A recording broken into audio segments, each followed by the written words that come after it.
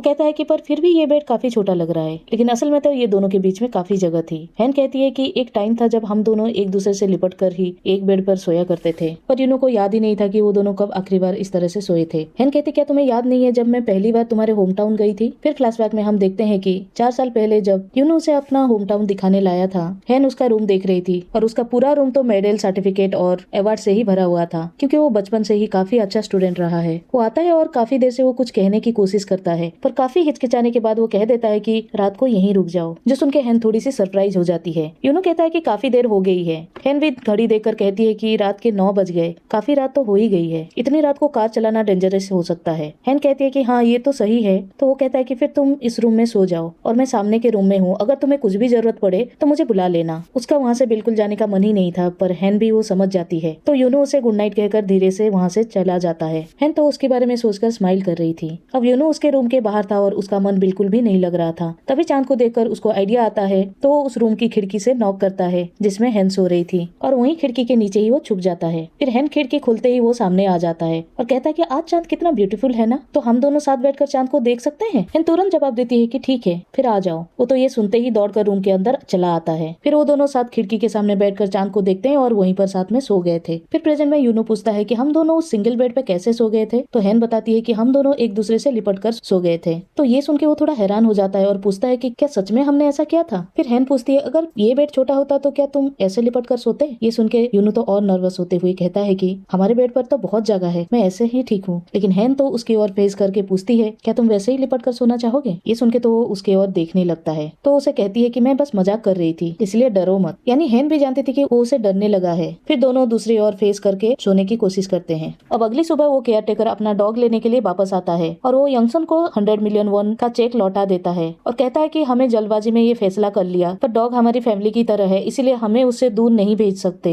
यंगसन तो वो चेक ले लेता है, पर डॉग की ओर गन तान देता है कि अगर तुम्हें इतना ही बुरा लग रहा है अपने डॉग को बेचने के लिए, तो क्यों ना मैं इसे मार दूं। ये बोलकर वो गोली चलाने ही जा रहा था, पर यूनो आकर उसे रोक लेता है और केयर टेकर को उसका डॉग दे देता है। यंगसन उसे पूछता है कि आखिर तुमने मुझे रोका क्यों। तो वो कहता है कि उसने बताया ना कि ये डॉग उनकी फैमिली का हिस्सा है। इस पर यंगसन कहता है कि अगर ये कोई स्ट्रीट डॉग होता या कोई लावारिस कुत्ता होता फिर तो मैं उसे मार सकता था ना। ये बोलकर वो एक अजीब सी स्माइल देते हुए चला जाता है। इधर ग्रैंडपा एंड बाकी सब सीसीटीवी फुटेज चेक कर रहे थे। इसमें सभी को एक अनजान बंदा दिखता है और ग्रैंडपा उन्हें पहचान जाते हैं कि ये उनका बड़ा बेटा वॉमसेक है। तो ग्रैंडपा उन्हें उसके बारे में पता करने के लिए कहते हैं और सभी को शहर वापस चलने के लिए कहते हैं। इधर उस केयर टेकर ने यंगसन की बातें सुनी थी, जिससे उन्हें याद आता है कि लगभग 20 साल पहले यहाँ एक ऑर्फनेज हुआ करता था, जहाँ एक 13 साल के बच्चे ने एक जर्मन शेफर्ड को बुरी तरह से मार दिया था।